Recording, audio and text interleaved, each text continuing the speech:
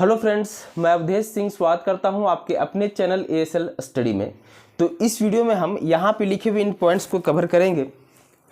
जैसे कि क्या क्या है पॉइंट सर, कि आखिर सरकार की मंशा क्या है, विधि विभाग के फैसले के खिलाफ क्यों, नियोजन नीति कब तक, विभिन्न मंत्रियों के भिन्न भिन्न बयान के मायने, स्टूडेंट्स आंदोलन से अभी तक। जब मैं पॉइंट्स को पूरा डिटेलिंग करूंगा तो आपके समक्ष ये क्लियर भी होगा कि मैं आखिरकार क्या बोलना चाह रहा हूँ।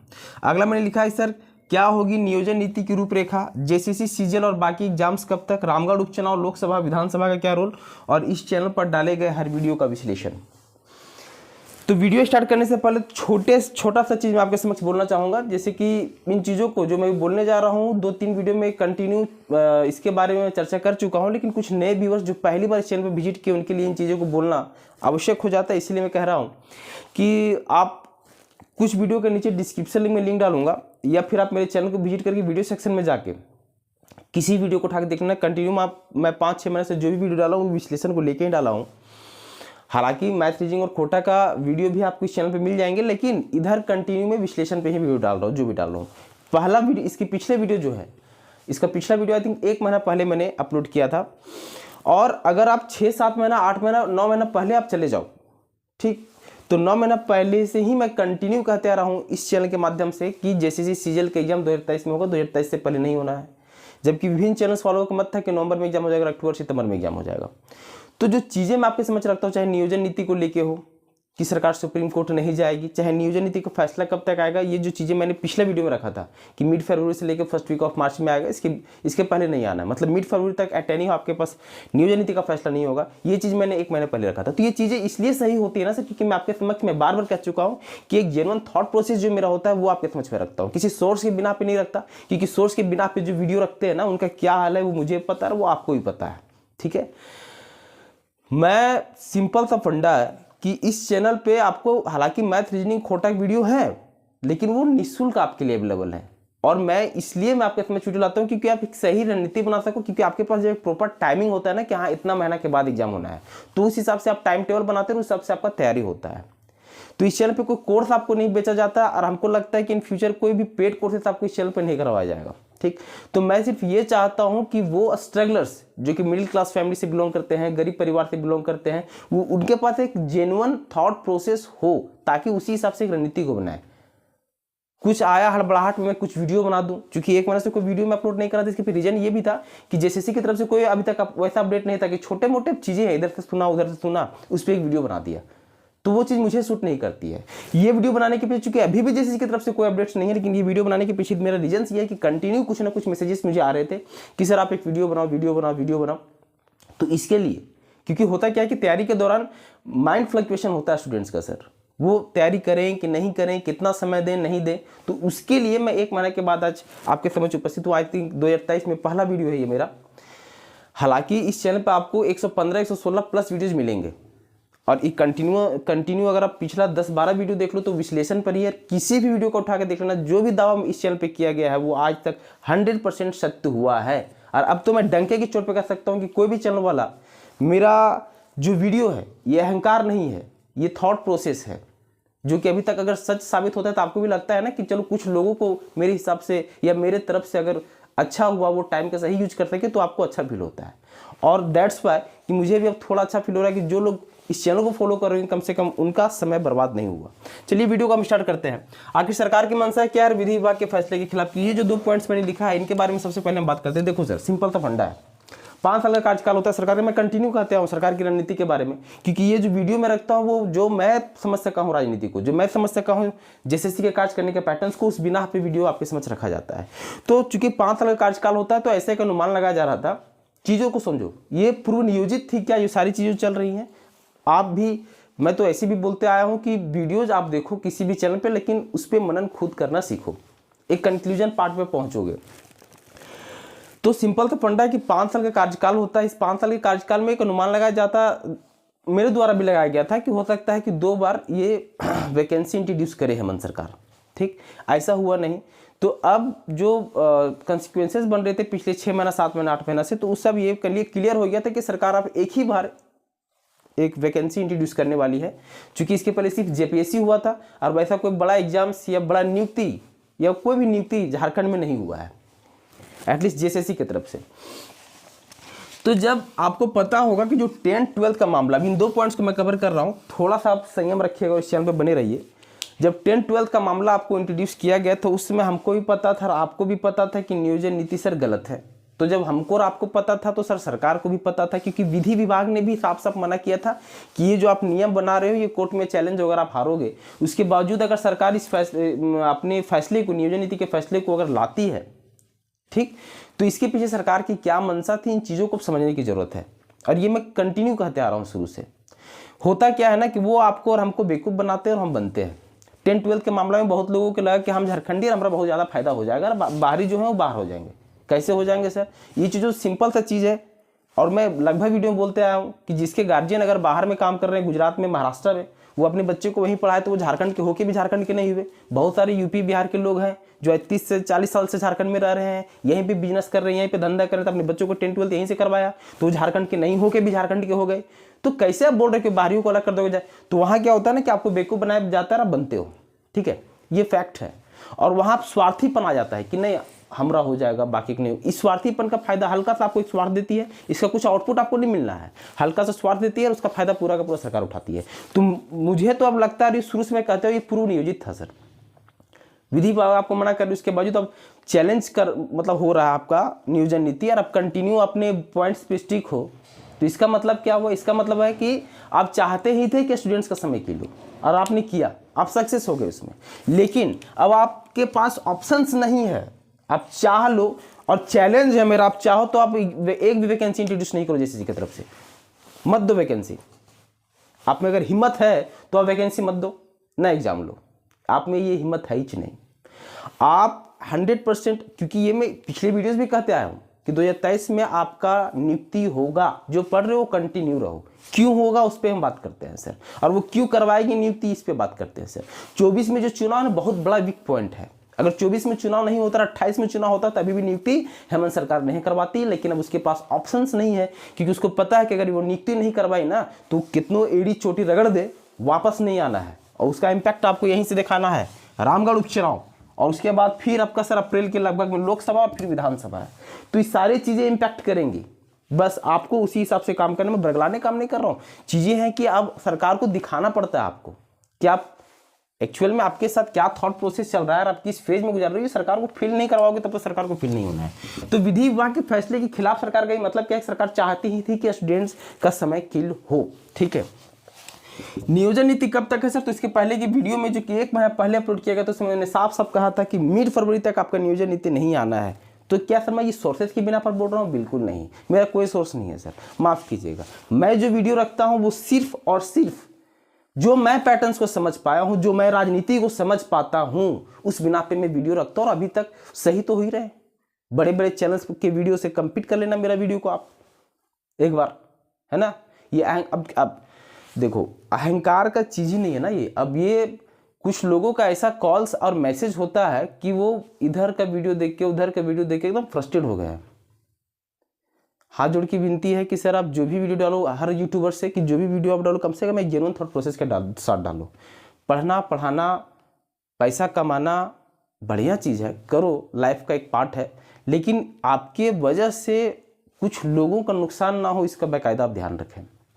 मैं जो वीडियो डालूंगा ना, इससे बहुत सारे लोग वैसे होंगे जो मेरे थॉट प्रोसेस से शायद मिल ना खाए, क्योंकि वो किसी और के फॉलोअर्स होते हैं और वो कुछ वैसा कमेंट्स करेंगे कि सर आपको पता नहीं वैसा वैसा। भैया ठीक है, आप वीडियो को देखो ना, 7 महीना 8 महीना कंटिन्यू वीडियो को देखो। और आप जिसको फॉलो करते हो उसकी वीडियो को उसमें क्या देखना। जैसे आज से मेरा 8 महीना पहले का वीडियो देख रहे हो चैनल पे, 8 महीना का पहले उसका भी आप देखना कि वो क्या कहा था, मैंने क्या कहा था और किसका सही हुआ है। फॉलो करो, फॉलो करना बढ़िया चीज़ है, लेकिन अंधभक्त मत बनो, अपना दिमाग लगाओ। मेरा वीडियो अगर देख रहे हो, जरूरी नहीं मेरा बात मानो, आप मनन खुद करो, लगे कि नहीं मानना चाहिए तो मानो, नहीं तो आप स्वतंत्र हो ना। तो ये सारी चीज़ें नियोजित थी, ठीक है। अब नियोजन नीति का फैसला मैंने पिछले वीडियो में कहा था कि मिड फरवरी, क्या सर, मिड फरवरी से लेके फर्स्ट वीक ऑफ मार्च के बीच में आ सकता है। ये चीज़ें मैंने इसके जस्ट पहले की वीडियो में कहा था कि मिड फरवरी से लेके फर्स्ट वीक ऑफ मार्च के बीच में आपके समक्ष नियोजन नीति का फैसला आ सकता है। अभी भी मैं उसी बात पे अडिग हूँ। क्यों ये टाइमिंग है मेरा मिड फरवरी से लेकर फर्स्ट वीक ऑफ मार्च? इसके पीछे भी एक रीज़न है कि आप कैलकुलेट करके समय को देखना, चाहे ये कैलकुलेशन लोकसभा के लेके हो, आचार संहिता के लेके हो, या विधानसभा चुनाव के लेके हो, आप एक कैलकुलेट करोगे, क्योंकि एक वैकेंसी को क्लियर कराने में सरकार को लगभग 1 साल लगता है, क्योंकि एग्जाम्स होते हैं, फिर रिजल्ट आता है, फिर मेरिट लिस्ट आता है, डॉक्यूमेंट वेरिफिकेशन आता है ना, फिर नियुक्ति होती है, तो 1 साल का लगभग प्रोसेस होता है। तो आप चीज़ों को टाइमिंग के हिसाब से मैच करोगे ना, तो यही टाइमिंग निकल रहा है सर कि मिड फरवरी से लेकर फर्स्ट वीक ऑफ मार्च के बीच में आपके समक्ष नियोजन नीति रखा जा सकता है। अभी भी मैं उसी बात पर ठीक हूँ। अगला है सर कि विभिन्न मंत्रियों के भिन्न भिन्न बयान के क्या मायने हैं। ठीक, अच्छा ये वाला शायद आपको अच्छा से यहाँ नहीं दिखता हो तो मैं अच्छे से लिख देता हूँ। नियोजन नीति का फैसला कब सर? तो मैंने पिछले वीडियो में ही कहा था ना, क्या बोला था कि mid February to first week of, ये आप नोट करके रख लो, ठीक है। क्या बोला कि मिड फरवरी से फर्स्ट वीक ऑफ मार्च के बीच में नियोजन नीति का फैसला आएगा। विभिन्न मंत्रियों के भिन्न भिन्न बयान के मायने। शिक्षा मंत्री आप देखे होंगे, शिक्षा मंत्री का कुछ और बयान होता है, हेमंत सरकार किसी और मंत्री कुछ आते हैं वो कुछ और कह के जाते हैं, हेमंत सरकार जो है, हेमंत बाबू जो है वो कुछ और कह के जाते हैं। देखो ये जो कहाना वाला जो चीज़ है ना, हमको तो नहीं लगता है कि वो अपने दिमाग से बोलते हैं। होम सेंटर होता है, वहाँ पे आपको बोला जाता है, ठीक। अब वो अपने गरिमा को नहीं समझ पा रहे हैं वो मंत्री सब, तो उनका फॉल्ट है। लेकिन वो एक होता है ना स्क्रिप्टेड, वो सारी चीज़ें यहाँ चल रही हैं। और ये जो बयान आपके समझ रखा जा रहा है ना सर, इससे आपको भ्रमित होने की ज़रूरत नहीं है। ये बयान सिर्फ इसलिए रखा जा रहा है क्योंकि उसको समय थोड़ा सा खींचना है ना। अब जैसे आज हो गया 24 जनवरी, ठीक, 24 जनवरी है ना, कितना तारीख है आज हो गया, यस 24 जनवरी हो गया, लगभग जनवरी ख़त्म होने को आया। उनको 15-20 दिन 25 दिन और समय टालना है। और तो इस तरह से अगर बयानबाजी नहीं करेंगे तो वो डाइवर्ट कैसे करेंगे मीडिया को, थोड़ा सा आपको समय कैसे लेंगे वो। तो ये समय लेने का सिर्फ एक तरीका है, तो इनके बयानबाजी पे ज़्यादा फोकस नहीं करना है, ठीक है। स्क्रिप्टेड बयानबाजी होते हैं ये सब, क्योंकि मुझे नहीं लगता कि कोई मतलब समझा करो, क्योंकि एक मंत्री के पद पर हो, एक गरिमा होता है, नॉलेज भी आपके पास होता है, अच्छे अच्छे सलाहकार आपके होते हैं, उसके बावजूद इस तरह के बेतुंगा बयान दे देना, तो इससे साफ क्लियर होता है कि सिर्फ आप समय खींचना चाह रहे हो, ठीक है। जैसे कुछ काम आपको करने के लिए दिया जाए, आप नहीं करना चाहते तो कुछ ना कुछ एक्सक्यूज बनाते हो ना, तो सारी चीज़ें वही चीज़ चल रही है। उनके बयान पे ज़्यादा फोकस नहीं करना है, किसी भी मंत्री के बयान पे, जब तक आपको खुद यहाँ के मुख्यमंत्री हेमंत सोरेन अगर नहीं बोलते हैं अपने मुँह से नियोजन नीति को लेकर कोई परफेक्ट चीज़ें। अब होता क्या है ना कि वो नियोजन नीति या मूल आदिवासी को लेकर या सदान को लेकर कुछ चीज़ें को कमेंट्स किए, अब हो ये भी रहा है कि कुछ मीडिया उनको रिलेट करके कहीं और उसको जोड़ के आपके समझ रख देता है। उनके भाषण को आप खुद सुनो, उसके बाद एनालाइज करो कि उसका क्या निकल सकता है मतलब, ठीक है। नियोजन नीति mid February to first week of March, ठीक। तो विभिन्न मंत्रियों के जो भिन्न भिन्न बयान है ना सर, इस पे आपको फोकस नहीं करना है। स्टूडेंट्स आंदोलन से अभी तक, अब स्टूडेंट्स आंदोलन जो रांची में हुआ था उसमें भी मैं आपको समझ एक वीडियो लाया था, और मैंने आपको कहा था कि स्टूडेंट्स आंदोलन का सिर्फ ये रोल है कि सरकार अब आपको ये सुनिश्चित करेगी कि वो क्या कर रही है। स्टूडेंट्स आंदोलन का ये बिल्कुल इम्पैक्ट नहीं है कि सरकार सुप्रीम कोर्ट नहीं जा रही है, क्योंकि आपको उस समय क्या था कि सरकार सुप्रीम कोर्ट ना जाए इसके लिए कि एक था नियोजन नीति जल्दी इंट्रोड्यूस किया जाए, उसके लिए था स्टूडेंट्स आंदोलन। तो उसमें बहुत लोगों को मानना था कि स्टूडेंट्स आंदोलन हुआ इसीलिए सरकार सुप्रीम कोर्ट नहीं गई, और आज से आई थिंक 1.5-2 महीना हो गया होगा। उसमें मैं साफ साफ आपके समक्ष रखा था एक वीडियो और कहा था कि ये बिल्कुल स्टूडेंट्स आंदोलन का इम्पैक्ट नहीं था कि सरकार सुप्रीम कोर्ट नहीं जाएगी, क्योंकि आप अचानक आंदोलन करते हो और सरकार तुरंत आपके समक्ष बोल भी देती है कि नहीं हम सुप्रीम कोर्ट नहीं जाएंगे, ऐसे तो वो सब चीज़ प्लान है। सरकार सुप्रीम कोर्ट वैसे भी नहीं जाती, क्यों नहीं जाती इसके बारे में ऑलरेडी हम बहुत बार चर्चा कर चुके हैं। वीडियो को देखिएगा, वीडियो सेक्शन में जाइएगा, वीडियो को देखिएगा, आपको मिलेगा, ठीक है। तो स्टूडेंट्स आंदोलन से अभी तक क्या हुआ, क्योंकि नियोजन नीति को लेकर आपके समझ अभी तक तो कुछ क्रिस्टल क्लियर किया नहीं गया ना, हाँ। तो आप स्टूडेंट्स आंदोलन किए तो पता चला कि हाँ शक्ति है स्टूडेंट्स में, हमको काम करना पड़ेगा। लेकिन वो डाइवर्ट करने के लिए फिर जो बयान सुन रहे हो ना विभिन्न विभिन्न मंत्रियों के भिन्न भिन्न बयान, तो सिर्फ समय खींचने का बयान है, फोकस नहीं करना है बयान पे, ठीक। अगला क्या है सर कि क्या होगी नियोजन नीति की रूपरेखा। अब बहुत लोगों का मानना है कि इसके पहले जो रघुवर सरकार थी, जो वो नियोजन नीति इंट्रोड्यूस की थी, शायद हेमंत सरकार भी उसी नियोजन नीति को इंट्रोड्यूस करेगी। कहने का मतलब कि 10-12 का जो मामला रखा गया उसको सरकार हटा देगी, ठीक, जो सुनने में आ रहा है उसको सरकार हटा देगी और बाकी सबके लिए अलाउ कर देगी।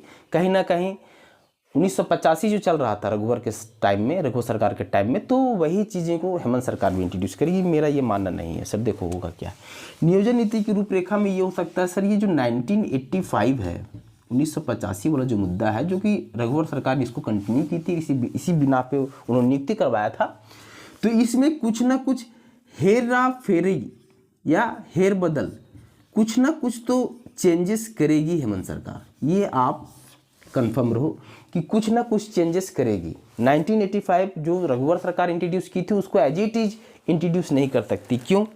क्योंकि वो इंट्रोड्यूस करेगी तो सवाल उठेगा कि आपको वही इंट्रोड्यूस करना था, तो ये बेतुगा नियोजन नीति आपने क्यों लाया और स्टूडेंट्स का समय किल क्यों किया।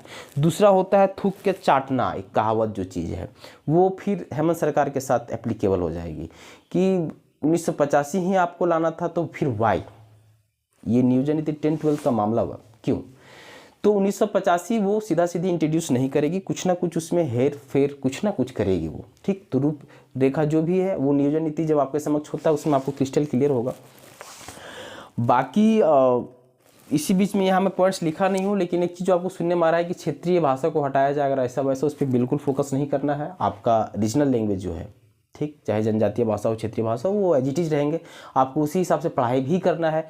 इधर उधर की व्यक्तिगत चीज़ों पे ध्यान बिल्कुल नहीं देना है। मैंने साफ साफ कहा था किसी को आप अपने बीच में नेता बनने का मौका मत देना, क्योंकि अगर वो नेता बन गए, चाहे वो स्टूडेंट्स हों चाहे वो नेता हों।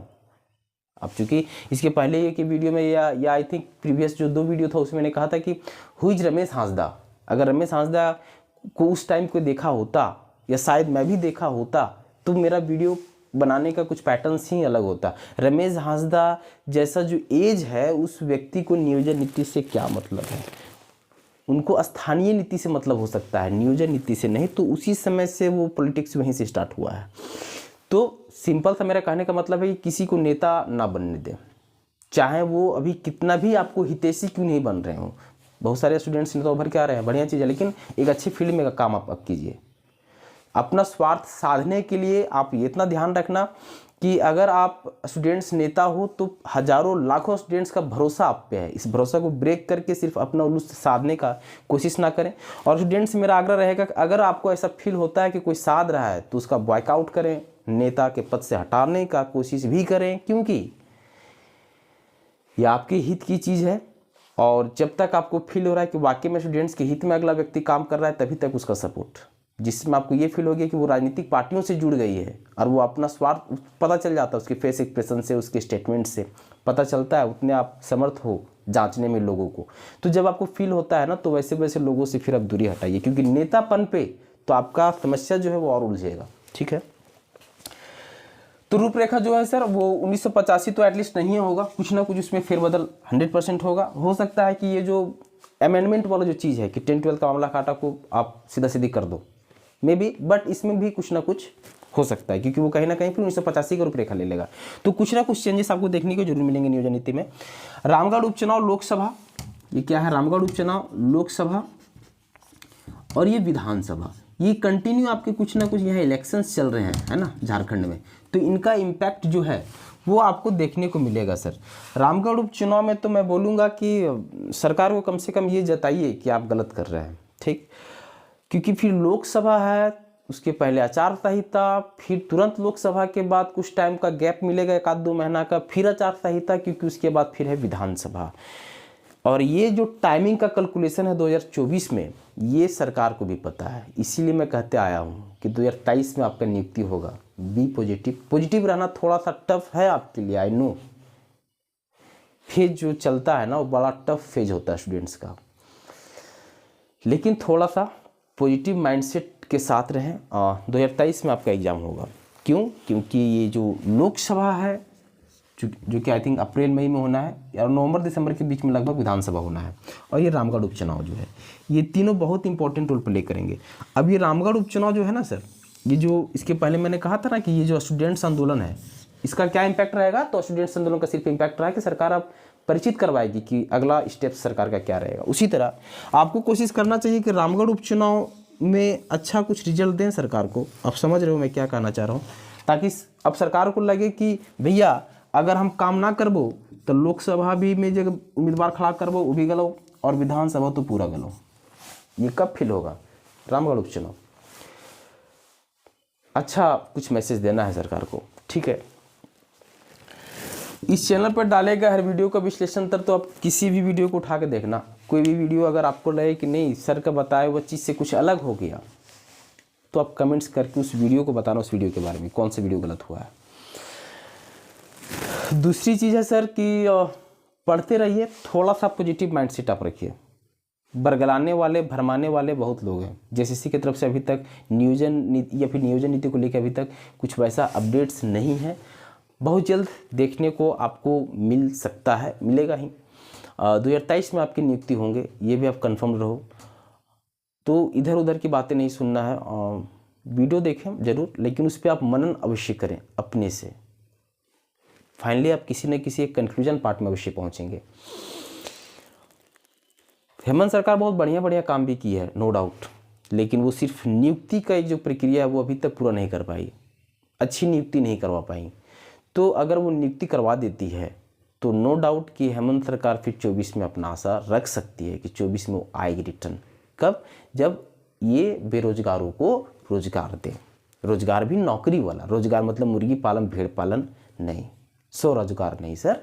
आपसे यहाँ के पढ़ने वाले विद्यार्थी नौकरी की मांग कर रहे हैं, भीख की तरह नहीं। आप एग्जाम कंडक्ट करवाइए, जो क्वालिफाई होंगे वो नौकरी लेंगे, ठीक है। तो नियुक्ति पे ध्यान देना चाहिए और वो देगी सरकार, क्योंकि हम और आप जो सोचते हैं उससे भी बेहतर सोचने की क्षमता रखती है सरकार और उनके सलाहकार। तो वीडियो अगर पसंद आया सर तो वीडियो को जितना हो सके अपने दोस्त यारों में शेयर अवश्य करें। पहली बार आए हो तो सब्सक्राइब भी अवश्य कर लें। जेसीसी की तरफ से कुछ अपडेट्स वैसा होता है उसके बाद मैं आपके समक्ष फिर वीडियो लाऊंगा, क्योंकि बीच में कोई वीडियो बनाने का मतलब नहीं है। ये वीडियो इसलिए रहा क्योंकि कमेंट्स और मैसेजेस लगातार थे।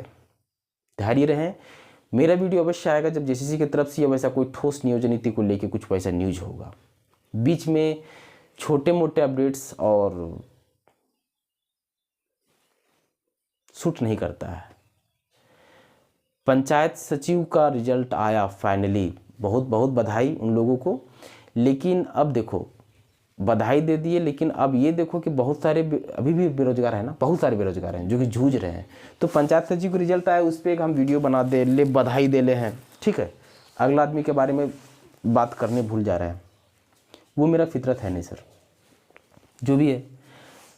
लेकिन हाँ, जिनका रिजल्ट हुआ पंचायत सचिव में बहुत बहुत बधाई। बहुत लंबे अरसे के बाद उनको जीत मिली है। सिर्फ मेरा कहने का मतलब है कि उनके साथ साथ जो स्ट्रगलर्स हैं उन पे भी ध्यान दिया जाना चाहिए। हर यूट्यूबर्स की तरफ उनको एक मुद्दा के रूप में उठाना चाहिए। मिलते हैं अगला वीडियो में। Thank you so much, bye bye.